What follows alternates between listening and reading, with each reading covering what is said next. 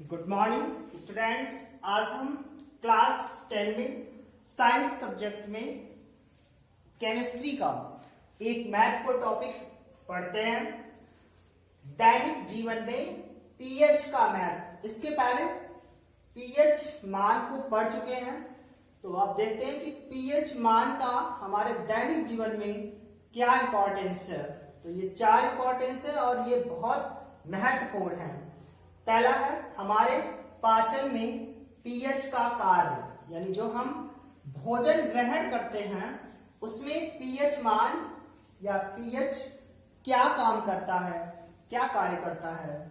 तो हमारे आमाशय में यानी जो हम भोजन ग्रहण करते हैं वो भोजन मुख गुहा ग्रसनी ग्रास नली के माध्यम से आमाशय में पहुंचता है और आमाशय में हमारे कुछ पाचक रस स्रावित होते हैं, यानी उस पाचक रस में HCl हाइड्रोक्लोरिक अम्ल यानी HCl उत्पन्न होता है, हाइड्रोक्लोरिक अम्ल।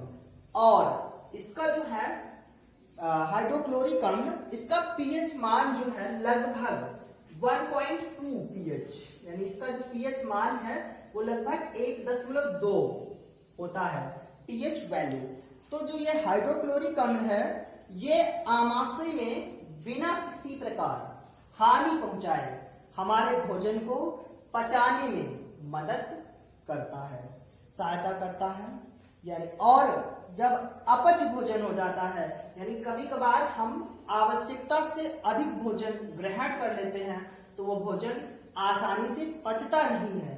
तो अपच भोजन की स्थिति में हाइड्रोक्लोरिक यानी अपच भोजन की स्थिति में आमाशय में जो है अधिक मात्रा में अम्ल उत्पन्न करता है, आमाशय में अधिक अम्ल उत्पन्न हो जाता है।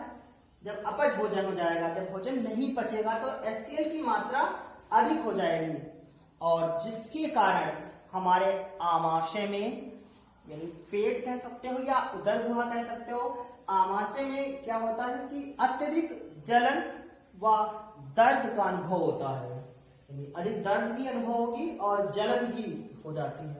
तो इसको दूर करने के लिए क्या करते हैं, एंटासिड का प्रयोग किया जाता है।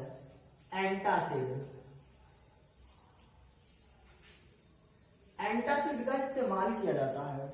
एंटासिड जो है क्योंकि ये एक क्षार पदार्थ होता है, एंटासिड जो है बेस होता है, क्षार पदार्थ होता है और ये क्षार जो है अम्ल की अधिक मात्रा को दूर कर देता है, अम्ल की अधिक मात्रा दूर करता है।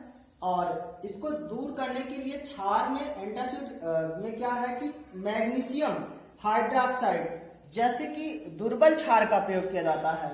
यानी एंटासिड जो है इसमें मैग्नीशियम हाइड्रोक्साइड एक दुर्बल क्षार है, उसका प्रयोग किया जाता है और जिसे हम मिल्क ऑफ मैग्नीशिया कहते हैं, यानी MgOH का होल टॉइस, ये आपका MgOH का होल टॉइस, इसका प्रयोग किया जाता है और इसे मिल्क ऑफ मैग्नीशिया कहा जाता है। तो इस प्रकार जो हाइड्रोक्लोरिक अम्ल है ये हमारे पीएच में भोजन को पचाने में मदद करता है और इसका HCl हाइड्रोक्लोरिक अम्ल का पीएच मान 1.2 लगभग होता है और ये हमारे भोजन को पचाने में मदद करता है। और जब भोजन अपच हो जाता है तो इसकी मात्रा अधिक हो जाती है, जिसके कारण दर्द और जलन का अनुभव होता है। इसको दूर करने के लिए एंटासिड का प्रयोग किया जाता है और एंटासिड में दुर्बल क्षार का प्रयोग होता है, जिससे मैग्नीशियम हाइड्रोक्साइड या milk of magnesia, magnesium hydroxide जिसे मिल्क ऑफ मैग्नीशिया भी कहा जाता है, का प्रयोग किया जाता है। इसके बाद दूसरा देखते हैं पीएच परिवर्तन के कारण दंत क्षय, यानी पीएच मान में परिवर्तन के कारण दांतों का घिसना या क्षय होना। ठीक है, दांतों का क्षय होना या घटना कह सकते हो, क्षय से तात्पर्य घिसना, कमजोर होना। तो जो दांत होते हैं यानी जो हमारे दांत होते हैं, हमारे दांतों के ऊपर एक कठोर परत, और वो भी किस चीज की, कैल्शियम फास्फेट धातु के ऊपर कैल्शियम फास्फेट की एक कठोर परत पाई जाती है। यानी कैल्शियम फास्फेट जो है इसकी एक कठोर परत होती है और इस कैल्शियम फास्फेट को इनेमल कहा जाता है। और जो इनेमल है यानी जो कैल्शियम फास्फेट है इसको इनेमल बोलते हैं। कैल्शियम फास्फेट को इनेमल बोलते हैं और ये इनेमल जो है हमारे शरीर का सबसे कठोर भाग होता है। यानी मानव का जो बॉडी है उस बॉडी में सबसे कठोर भाग इनेमल होता है और वो कैल्शियम फास्फेट की परत की वजह से इनेमल सबसे शरीर का कठोर भाग होता है। और क्या होता है कि जब पीएच में परिवर्तन होता है यानी पीएच मान में जब परिवर्तन हो जाता है और तब हमारे दांतों का क्षय शुरू हो जाता है। तो हम पीछे आपको बताया कि कैल्शियम फास्फेट यानी जो इनेमल होती है ये परत, ये हमारे दांतों को क्षरण से या क्षय से रोकती है यानी क्षरण से बचाती है। किंतु जब हमारे मुंह का पीएच मान यानी हमारी जो माउथ है उसका पीएच मान लगभग या कह सकते हो पीएच मान की जो मात्रा है 5.5 यानी ये मात्रा जब हमारे माउथ की पीएच मान मुंह का पीएच मान 5.5 से कम होने पर क्या होता है कि जो इनेमल था यानी जो ये इनेमल था ये इसका क्षरण होना शुरू हो जाता है। जब पीएच मान 5.5 से कम हो जाएगा, कम होने पर इनेमल जो कैल्शियम फास्फेट की परत है इसका क्षरण शुरू हो जाता है। तो दैनिक जीवन में यानी हमारे मुंह का पीएच मान 5.5 से कम होने पर दंत क्षय हो जाता है। तो दूसरा ये इंपॉर्टेंस था। इसके बाद तीसरा है पशुओं एवं पौधों द्वारा उत्पन्न रसायनों द्वारा आत्मरक्षा।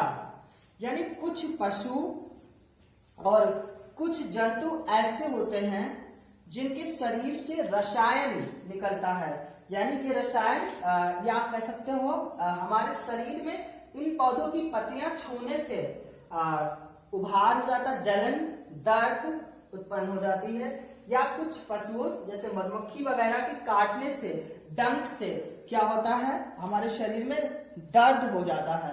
तो इस यानी हमारे पशु और कुछ जो जंतु होते हैं इनके शत्रुओं से बचने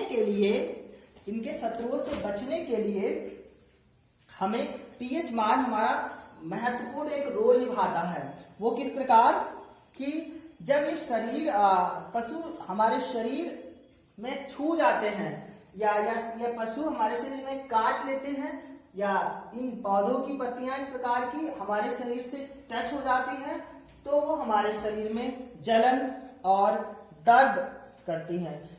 और जब छूती हैं तब ये हमारे शरीर में अम्ल या क्षार यानी जो आपका अम्ल है या क्षार है इसका क्या करती है, छोड़ देती है। यानी मधुमक्खी जब काट लेगी या इस प्रकार से मधुमक्खी, बर्र, ततैया इस प्रकार से कीट जो है काट लेते हैं तो हमारे शरीर में अम्ल या क्षार छोड़ देते हैं जिससे जलन होता है। तो ये अम्ल और यानी क्षार के जलन को दूर करने के लिए यानी बेकिंग सोडा यानी जो बेकिंग सोडा है इसको लगाने से क्या होता है कि अम्ल को उदासीन कर देता है बेकिंग सोडा, जिससे ये दर्द कम हो जाता है। तो ये हमारा इस प्रकार सुरक्षा होती है। चौथा, पशुओं यानी पौधों और पशुओं की पीएच के प्रति संवेदनशीलता। यानी कुछ पौधे या पशु ऐसे हैं यानी जीवित प्राणी जो हैं वो केवल समुचित या उचित पीएच में ही अपना जीवन यापन कर पाते हैं। और हमारे शरीर का जो है जब पीएच जो है लगभग यानी हमारी बॉडी का जो पीएच है वो लगभग आपका 7 से 8.5 ऐसा कह सकते हो या 7 से 7.8 लगभग 7 से 7.8 लगभग पीएच पराश होता है जब या पीएच मान होता है तब वो व्यक्ति अपने को सुख महसूस करते हैं या सुख पूर्वक वो व्यक्ति कार्य करते हैं। इसी प्रकार अच्छी उपज के लिए यानी कि अच्छी पैदावार के लिए पशुओं के लिए पौधों के लिए जो विशिष्ट पीएच है उसका जो है आवश्यकता लगभग कितनी 7, केवल 7, यानी अच्छी उपज के लिए पशुओं की जो है पीएच लगभग 7 की आवश्यकता पड़ती है।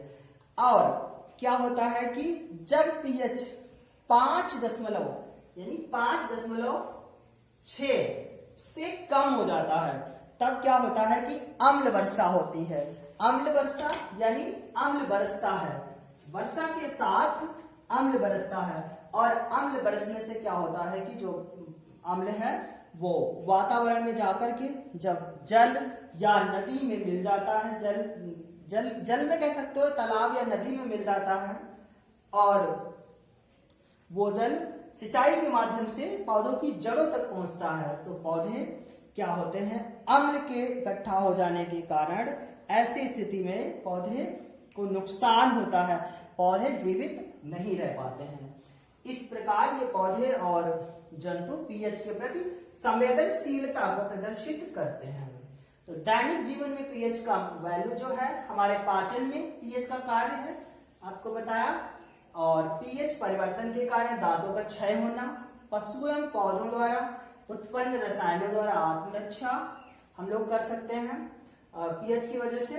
पौधों और पशु की पीएच के प्रति संवेदनशीलता, पौधे और पशु जो है पीएच के प्रति संवेदनशीलता भी व्यक्त करते हैं।